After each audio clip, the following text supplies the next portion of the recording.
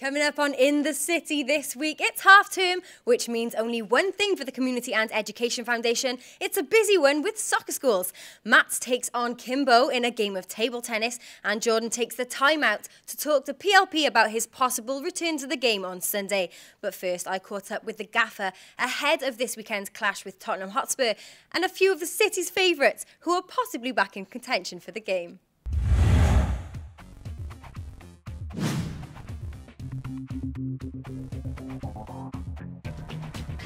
Yeah, they seem okay. Gary's just done a couple of passing drills, so he's not done any games yet. So let's see how if we can get him up to speed. But Jordan's been involved in the whole week, so he's looked good. What about players like Andrew Taylor, who've had a lot of experience, particularly with Middlesbrough in fighting relegation? I mean, are you looking to players like him to encourage the rest of the team? Yes, of course. We've had a couple of good meetings, and we talk, of course, to the experienced ones that have been through situations. Because, you know, the road to success doesn't always go a straight path with wins and glory and continuum of good experiences. Sometimes it's you crash and burn. Sometimes you land flat on your face. We've landed on our backs, still looking up. So yeah, of course, players like Andrew, Craig that you've mentioned, Mark, even though he's injured, Hoods has been important this week. But you've only got to look at clubs like Fulham, West Ham, West Brom. They've done it before. They've beaten the odds. They've turned it around with just a handful of games. When you see teams like that having done it, is that a confidence booster for you too? Yeah, of course, because I don't think anyone now, if you think 1 year back, would remember Southampton being in a relegation zone, because they were, and now that they moved up to the top half of the table. So they're one of our role models. I said it when I came as well. You've got to look to teams like Southampton, what they've done. But there's teams around us that also have their own problems. So okay, we haven't done what we hoped for, but there's loads of teams around us who are still not adrift. The gaffer keeps an optimistic mind following last Saturday's disappointing result and maintains that setbacks like this can in fact galvanise the team. Sometimes, you know, when you get one of those results and it sparks something in people, the pride, they're hurting, and I can name quite a few reasons that we might get some surprise results. It's one of these real awakeners, of course, a result like that. But if you look at the performance in creating chances, that wasn't bad. We just need that clinical finish. We need to score goals to win games in the two boxes. We need to improve, and that's what we worked on. And there's more from Ollie still to come later in the show. Jordon Mutch spoke to the media this week from a player's point of view about how it has to be onwards and upwards from here on out.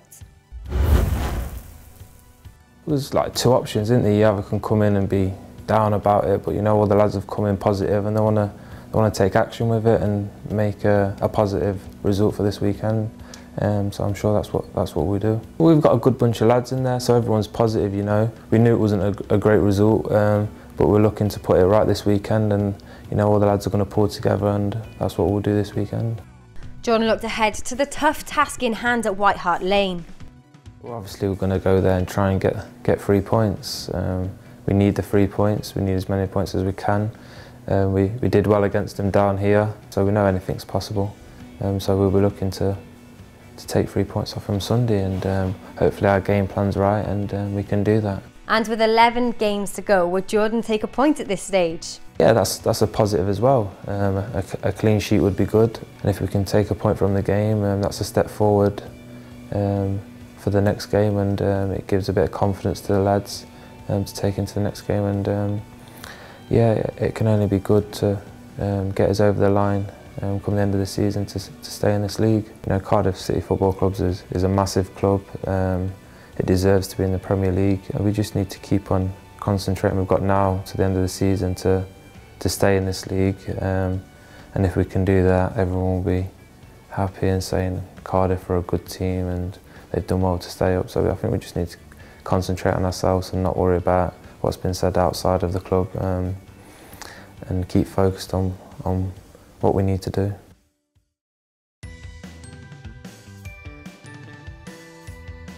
It's half term, so there's more soccer school madness at the House of Sport and across the RCT this week.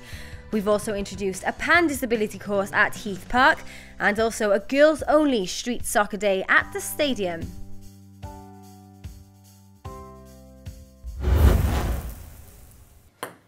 You can always count on a woman to multitask, and I'd say playing ping pong and speaking to you guys is multitasking at its finest. Today, Kimbo and Matt came down for a spot of the game after training. Who do you think won?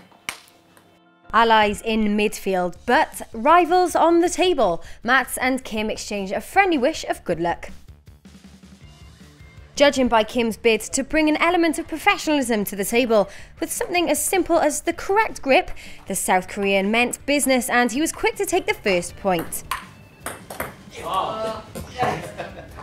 Young Matt pulled back though, not to be undermined, and levelled with this mistake from Kim. Highlight of the match, a rally in excess of 30 shots. With a lot of precision and concentration going in, neither of our boys were backing down.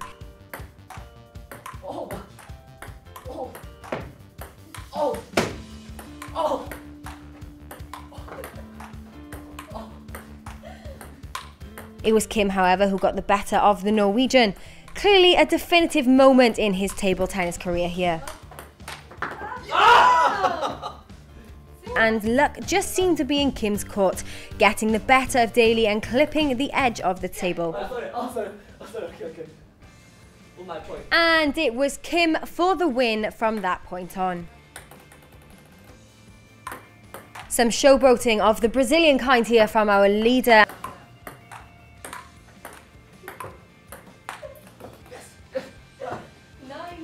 Match point, Kim. The South Korean finished up in style with a different kind of serve, incorporating the ceiling into his sequence.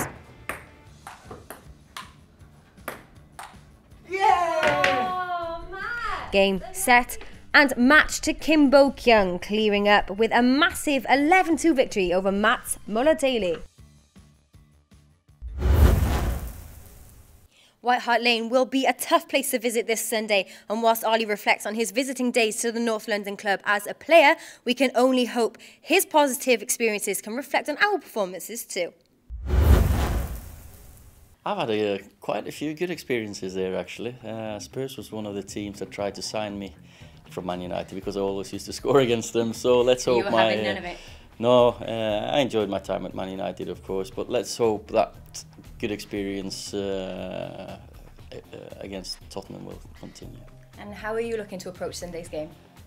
Well, we've just got to go out there with passion. Got to put your body on the line, block shots, stick your head in, do all the nasty bits that footballers have to do, don't always enjoy to do, but those are the parts that we've got to improve on, especially in the, as I said before, in the box, either end.